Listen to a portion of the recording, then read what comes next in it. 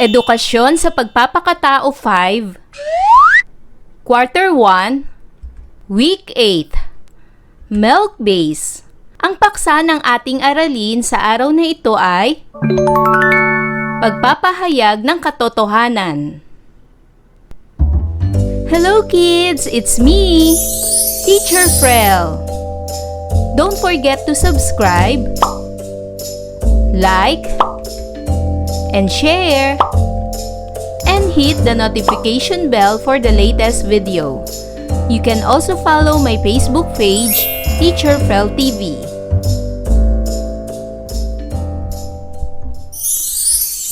Welcome back mga bata! Sa araw na ito ay pag-aaralan natin sa asignaturang edukasyon sa pagpapakatao ang pagpapahayag ng katotohanan. Sa araling ito, ikaw ay inaasahan na makapagpapahayag ng katotohanan masakit man ito sa iyong kalooban. Sa huling linggo ng unang markahan, tungkol pa rin sa katotohanan ang pag-aaralan mo. Malamang ay naiisip mo na rin na sadyang napakahalagang matutuhan mo ito. Sa huli, hangad nitong maisabuhay mo na nga ang pagiging totoo sa lahat ng pagkakataon. Nakapaloob sa araling ito ang mga kaalaman tungkol sa responsableng pagpapahayag ng katotohanan kagaya ng ipinapakita sa mga larawan. Sa unang larawan, makikita na pinagsasabihan ng guro ang kanyang estudyante. Magsabi ka ng totoo. Kasalanan ko po. Sa pangalawang larawan naman, makikita na nandaraya ang dalawang mag-aaral at ang mga ito ay pinagsabihan ng isa pang mag-aaral. Bawal yan. Sa pangatlong larawan naman, makikita na nangungupit ang kanyang kapatid, kaya siya ay pinagsabihan ng kanyang kapatid na babae. Masama yan. At sa panghuling larawan, makikita na iniisip niya kung sasabihin ba niya ang totoo. Sasabihin ko ba? Kasama na rito ang iyong pananatiling tapat anuman ang kapalit nito. Naranasan mo na bang magsabi ng totoo kahit ayaw mo sana? Ano ba ang pakiramdam mo tuwing kinakailangan mong maging tapat kahit na ikapapahamak mo ito o ng ibang tao? Nasasabi mo ba ang katotohanan? Bakit mo ito kailangang sabihin? Ano-ano ang mabuting maidudulot ng pagsasabi mo ng katotohanan? Katulad ng natutuhan mo sa nakaraang aralin tungkol sa pagpapahayag ng iyong saloobin, dapat mo ring masabi ang katotohanan. Ang saloobin, opinyon o ideya ay maaaring tama o mali, ngunit ang katotohanan ay nananatiling tama sa lahat ng pagkakataon. Ayon sa kasabihan, ang pagsasabi ng tapat ay pagsasama ng maluwat. Magiging maayos at masaya ang pakikitungo o relasyon kung nagsasabi ng totoo. Nangangahulugan ito na hindi nagsisinungaling ang bawat isa. Walang mangyayaring hindi pagkakaunawaan o pag-aaway. Minsan, mahirap sabihin ang katotohanan. Maaring makasakit ito sa iyong damdamin at ganun din sa iba. Gayunpaman, kailangan mong maging tapat at totoo. Maaaring mas maging malaking suliranin kapag hindi mo inamin o sinabi ang totoo. Maari na ikapahamak mo ito o ng iba kaya makabubuting sabihin mo ito. Ilan sa mga katotohanang dapat mong sabihin ay ang pag-amin sa pagkuha ng gamit ng iba, pangungopya o pandaraya sa mga aralin, at pagsisinungaling sa mga kasapi ng pamilya. Bakit nga ba mahalagang masabi mo ang katotohanan? Basahin ang kwento ni Mac. Si Mac na makatotohanan ni J. Lopo. Habang nasa silid at nagdarasal ay umiiyak si Mac. Lord, nagsinungaling na naman po ako. Patawad po. Hindi ko po sinabi ang totoo na ako ang kumuha ng gamit ni ate. Nasira ko iyon. at tinapon kaya hindi na niya mahanap. Hindi ko na po uulitin yun, wika niya. Sumagot ang tinig. Oo Mac, mali ang iyong ginawa. Mabuti at napag-isipan mo ito. Makatotohanan lamang dapat ang iyong sinasabi. Ano sa tingin mo ang dapat mong gawin? Natatakot po ako na baka pagalitan niya ako. Baka hindi na rin po ako kausapin ni ate at tuluyang awayin ako. Mapapalo rin po ako tiyak ni nanay. Hindi ko po ito ibig mangyari. Tugon ni Mac. Minsan ay kailangan mong masaktan sa pagsasabi ng katotohanan. Kahit masakit ito, dapat mo pa ring sabihin dahil iyon ang tama. Mas magdudulot ng suliranin kung hindi ka magiging totoo. Sabi ng boses. Hindi ko po yata kayang aminin ang katotohanan. Saad ni Mac. Lakasan mo ang iyong loob. Kaya mo yan. Payo ng boses. Opo, gagawin ko po. Sasabihin ko ang totoo anuman ang maging resulta nito. Wika ni Mac. Kinabukasan, inamin ni Mac sa ate niya ang nagawa at humingi ng tawad. Niyakap siya nito at sinabing, Okay lang Mac, binabati kita sa pagiging totoo. Tama ang ginawa mo. Ngayon ay dumako na tayo sa pagsasanay bilang isa. Lagyan ng check ang patlang kung ito ay tama ayon sa iyong natutuhan sa kwento. Lagyan naman ng X kung mali. Una, si Mac ay nagsinungaling nang hindi aminin na kinuha niya at nasira ang gamit ng kapatid. Ito ba ang sinasabi sa kwento o hindi?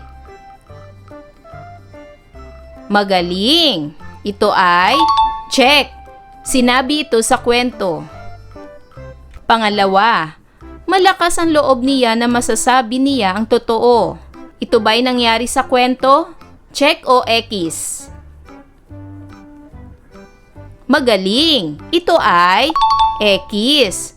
Hindi ito nangyari sa kwento. Pangatlo, natatakot siyang baka mapagalitan ng kapatid. Ito ba'y nangyari sa kwento o mali? Check o X? Magaling! Ito ay check. Nangyari ito sa kwento. Pang-apat, hindi naman masakit kung sasabihin ng katotohanan ayon sa boses na kausap ni Mac. Nangyari ba ito sa kwento o hindi? Check o X? Magaling! Ito ay X. Hindi ganito ang bilin ng boses sa kwento. At panglima, sa huli ay inamin niya ang totoo at humingi ng tawad sa kapatid. Nangyari ba ito sa kwento o hindi? Check o X? Magaling! Ito ay check. Nangyari ito sa kwento. Para naman sa pagsasanay bilang dalawa, mag-isip ng mabuting dulot ng pagsasabi ng katotohanan at ang di mabuting epekto ng hindi pagsasabi ng totoo. Para sa mabuting dulot, natutuhan mong maging tapat at totoo sa iyong kapwa at pamilya. Nagkakaroon ka ng magandang relasyon sa kanila at magtitiwala sila sa iyo. Para naman sa di mabuting dulot, mawawala ng tiwala sa iyo ang mga tao at maaaring maging dahilan pa ng away ninyo sa isa't isa. Mawawalan ka rin ng kaibigan. Para naman sa pagsasanay bilang tatlo, magbahagi ng isang karanasan na nagpapahayag ka ng katotohanan kahit ikaw ay nasaktan. Ibigay ang impormasyong hinihingi sa ibaba. Narito ang impormasyon. Ang isang karanasan ko sa pagsasabi ng katotohanan ay nang magalit sa akin ng sobra ang aking matalik na kaibigan. Masakit ito sa akin dahil nawalan siya ng tiwala sa akin na naging dahilan ng aming paghihiwalay. Ang mabuting na idulot nito ay naging panatag na ang aking puso dahil nasabi ko ang katotohanan sa nagawa kong mali. Para naman sa pagsasanay bilang 4, basahin at unawain ang bawat sitwasyon. Isulat ang tama kung ang nakasaad ay pagpapakita ng tamang pagpapahayag ng katotohanan. Isulat naman ang mali kung hindi. Una, pinagsabihan ni Greg ang kapatid na si Valerie na hindi tamang mangopya. Ito ba'y tama o mali? Magaling! Ito ay tama. Pangalawa, inamin ni Jonelle ang kasalanang nagawa ni Kelvin upang hindi mapahamak ang kaibigan. Ito ba'y tama o mali? Magaling! Ito ay tama. Pangatlo, sinabi ni Sunshine sa ama na maaga siyang natulog kahit ang totoo ay naglaro pa siya ng cellphone kahit gabing-gabi na. Ito ba ay tama o mali? Magaling! Ito ay mali. Pang-apat, itinuro ni Vanessa si Paul na nakabasag ng salamin kahit siya ang tunay na may gawa nito. Natakot kasi siyang mapagalitan ng ina. Ito ba'y tama o mali? Magaling! Ito ay mali. At panglima, nang tanungin ng ama kung lumabas ng bahay si Alisa habang wala sila, ay hindi nito sinabing nakipaglaro siya sa labas. Ito ba ay tama o mali? Magaling! Ito ay mali. Para naman sa pagsasanay bilang 5, pag-isipan ang gagawin mo kung ikaw ang nasa ganitong sitwasyon. Ang unang sitwasyon ay, nakita ni Ryan na nandaraya si Ed sa pagsagot ng mga aralin. Tahimik lang siya. Ang ginawa ng bata ay, tumahimik lamang si Ryan sa maling ginawa ni Ed at hindi nagsumbong sa guro. Ang gagawin ko ay, sasabihin ko ang totoo sa aking guro upang matama rin ang mali ni Ed at hindi niya kasanayan ang pandaraya. Para naman sa pangalawang sitwasyon, alam ni Nora na sasama ang loob ng kapatid kapag nagsumbong siya sa nanay. Sinabi pa rin niya ang totoo. Ang ginawa ng bata ay, nagsabi ng totoo si Nora sa kanyang nanay kahit na alam niyang sasama ang loob sa kanya ng kanyang kapatid. Ang gagawin ko ay, gagawin ko rin ang ginawa ni Nora dahil iyon ang tama. At para naman sa pangatlong sitwasyon, sinabihan si Mara ng tatay niya na huwag sabihin siya ang kumuha ng pera. Sumunod siya sa takot na paluin nito. Ang ginawa ng bata ay, sumunod si Mara sa tatay niya kahit alam niyang mali ang ginawa ng tatay niya. Ang gagawin ko naman ay, isusumbong ko si tatay sa maling ginawa niya kahit masakit man ito sa aking kalooban, upang maitama rin ang pagkakamali ni tatay. At para naman sa pagsasanay bilang 6, sagutin ang mga sumusunod ayon sa iyong natutuhan sa araling ito. Isulat ang letra ng sagot. Una, ang pagsasabi ng patlang ay pagsasama ng maluwat. A. Maganda. B. Tapat. C. Mali. D. Biro. Anong tamang sagot? Magaling! Ang tamang sagot ay letter B. Tapat. Pangalawa, ang sumusunod ay kasing kahulugan ng katotohanan maliban sa patlang. A. Totoo. B. Tama. C. Wasto. D. Kasinungalingan. Anong tamang sagot? Magaling! Ang tamang sagot ay letter D. Kasinungalingan. Pangatlo, nakita mong itinago ni Jester ang tsinelas ng kapatid mo. Nang hinahanap na ito ay sinabi mong hindi mo alam. Ang ginawa mo ay patlang. A. Tama upang maiwasan ang away o gulo. B. Tama upang hindi mapahamak si Jester. C. Mali dahil hindi ka nagsabi ng totoo. D. Mali dahil dapat inako mo ang kasalanan. Ano ang tamang sagot? Magaling! Ang tamang sagot ay letter C. Mali dahil hindi ka nagsabi ng totoo. Pang-apat, kung hindi ka magsasabi ng totoo, maaring patlang. A. Mas lumala ang suliranin. B. Hindi magbago ang kapwa. C. Maulit pa ang pagkakamali. D. Lahat ng nabanggit. Anong tamang sagot? Magaling! Ang tamang sagot ay letter D. Lahat ng nabanggit. At panglima, kung nakagawa ka ng kasalanan subalit alam mong maparurusahan ka, pipiliin mong patlang. A. Magsinungaling na lang. B. Isumbong ang ibang tao. C. Manahimik at itago. D. Umamin at humingi ng tawad.